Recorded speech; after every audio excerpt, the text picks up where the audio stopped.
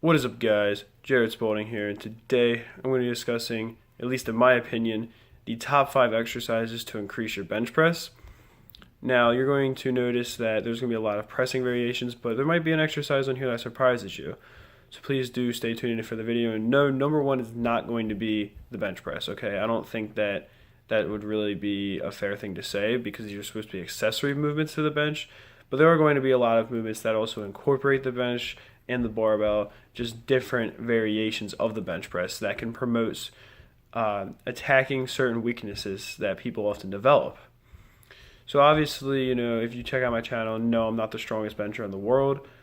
I'm not in any means the most qualified person on here to talk about this, but I do manage to add a decent amount of strength to my bench every month at this point still. And so obviously I'm still learning myself. I'm only 16, but furthermore, I think I'm very accessible to many people because my bench is not insanely high. I'm kind of in the same boat as a lot of other people. I have a life outside of powerlifting. I can't spend thousands of dollars on dieting. I don't use any kind of steroids, and I also have to worry about school. So anyway, though, hopefully you can learn something from this video. And if you have any questions, please do feel free to leave them in the comments below. But yeah, let's get into these 5 exercises. So at number 5, I have the Larson Press. Now, this particular exercise is done in a couple different ways. Basically, or not basically, but rather exactly, this exercise is supposed to be bench pressing the same exact way, except with your feet held up. However, some people choose to actually put their feet on a box. Now, to me, I believe that it's more effective when you hold your feet up using your core. I do know a lot of people call it a quote-unquote gimmick because, it's supposed to be for chest and not for abs. However, I'm not saying do Larson Press for abs. What I'm trying to say is that you do need core stability when you bench. That is something that people often forget. Your core is very essential in the bench press. And holding your feet up and not only not being able to use leg drive like when you have your feet on a box, but also having to hold your feet there and not having your feet on anything and having a lot less surface area touching to anything while you're benching is going to promote that core stability that's essential. I do think it's important to learn the Larson Press by first having your feet up on a box if you've never done it before. That's what I did when I was first learning it as well. And it was significantly easier than holding my own feet up because, for one, I have absolutely terrible ab endurance, and for two, though, I didn't have any support at the lower part of my body, which I was not used to. But this movement has helped me greatly in increasing my core stability and to really isolate my upper body when benching. Now, number 4, I'm going to be featuring the military press. And if you're wondering what the military press is, well, just about anyone you ask will give you a different answer. In my opinion, the military press is the same as a strict overhead press, except you are in a seated position. I don't think that military pressing is necessarily stopping the bar up here either before coming down. I do think full ROM is going to be essential in the military press movement. I understand if you're a bodybuilder, you want to keep constant tension on the muscle. But if you're a power lifter, you need to make sure that you are doing that full range of motion because you don't want that bottom part of your bench press to become a weakness. Okay, because when you bench, you have to bench with full ROM, otherwise you're not doing a bench press. So I think that you don't want the muscles to be weaker when it's down here than when it's up here because that's going to give you problems in the future if you don't have balanced strength. Now, the reason I do military press over strict overhead press is because my basement is too short. I would hit the ceiling because, most people probably could do overhead press down here, but I'm simply too tall for that. So I've had to do strictly military pressing. But furthermore, I do believe the military press to actually be more beneficial in the fact that it simply is a little bit closer to the bench press.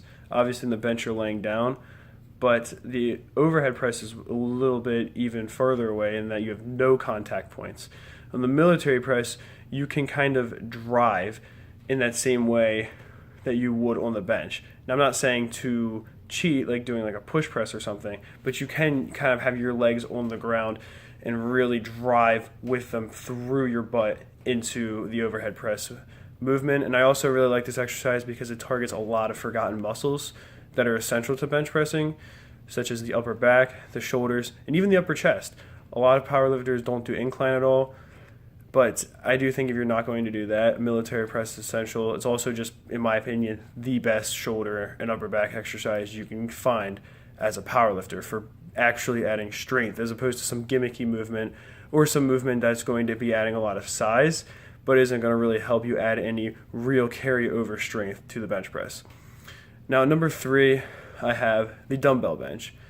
And the thing I like about this movement is that it is very similar to the bench press with a barbell, except obviously you're not going to be able to do quite as much weight on the dumbbell bench.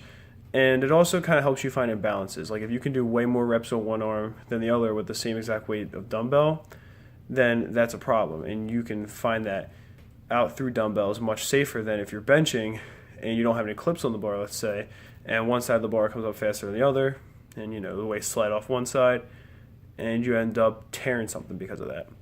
Obviously, it's better to learn through dumbbells and see, okay, well, this dumbbell's coming up faster than this one, or this one I feel like I can't do any more reps on my left arm, but I still have 4 more left on my right arm.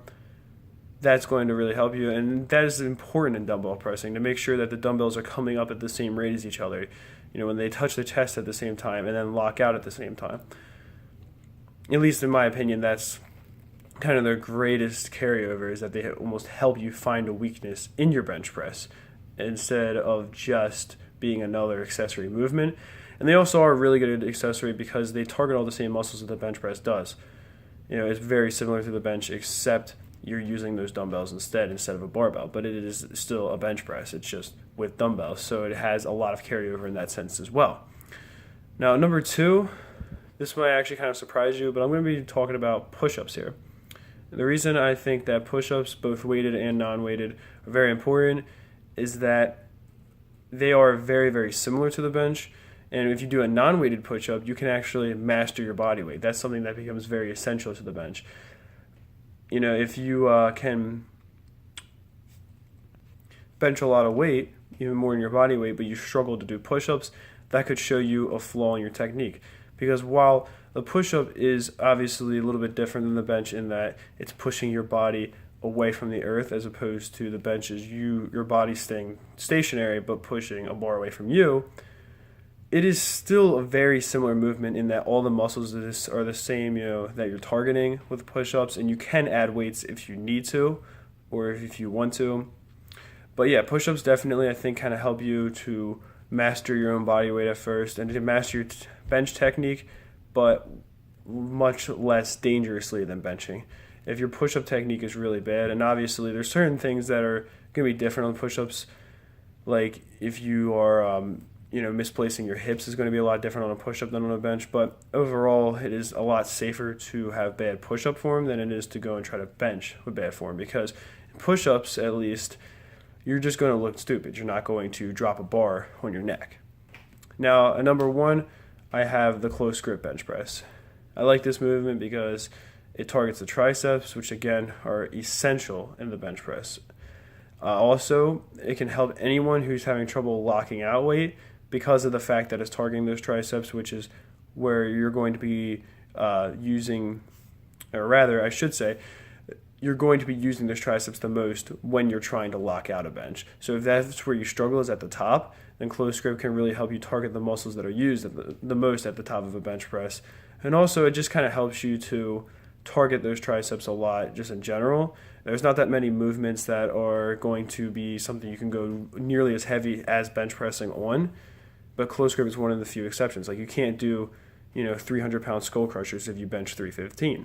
That's just obviously not viable, because the close grip bench still uses the chest, it still uses the lats, it still uses a lot of the muscles that the bench press uses, which is a little bit more emphasis on that tricep, so it has a lot more carryover to the bench. And that's not trying to say that any tricep isolating movements are bad. I do skull crushers myself, I do tricep extensions, things like that, but I do those as lighter accessories. I do those on arm days as opposed to days that are specifically meant for pressing. Whereas the close grip bench press, I think, does definitely have a lot more carryover to the bench itself.